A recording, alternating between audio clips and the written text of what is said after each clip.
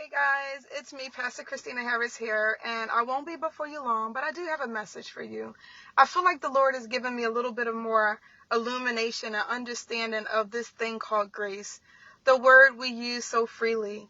But this week in our early morning prayer call at Purpose in Christ Ministries, the Lord was given me further insight into the level of grace he's given in this season for us.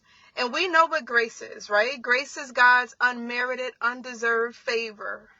However, we have to remember that in this season and in our seasons, grace is measured. There's a measure of grace you are given, and that measure changes according to what you need to do, accomplish in any given season. So don't waste the grace that God has given you in this season, all right? Because your measure of grace may look different in your next season. So go ahead and get what needs to be done with the grace God is giving you in this season. Go ahead and get it done. Don't let fear and anxiety hold you back anymore. Another thing is this. We don't have to necessarily ask God for the grace. It's there. That's why Jesus tells us, don't worry about the grace in the next season, meaning tomorrow.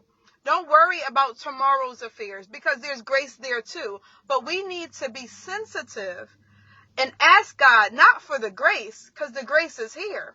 But ask God, where do I apply this grace in this season? Where should I be applying it? Is this grace or is this amount of grace just for me to write the vision for the business? Just for me to, start praying about the church?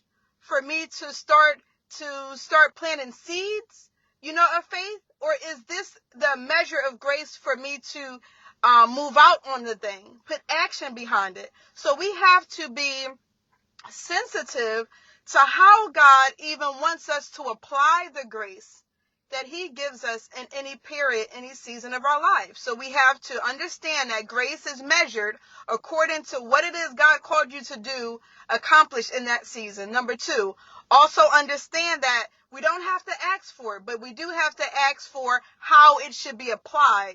When God gives you provision, always remember there is instructions behind it. Listen out for the instructions. Don't run ahead of God. Don't lean to your own understanding, and don't waste the grace. Another thing is we have to empty out all the grace. Don't sit on it. Don't try to roll it over like those nighttime minutes back in the day. No, empty out the grace that God has poured onto you in this season. All right? Come and give him an empty bag because you planted the seeds of grace.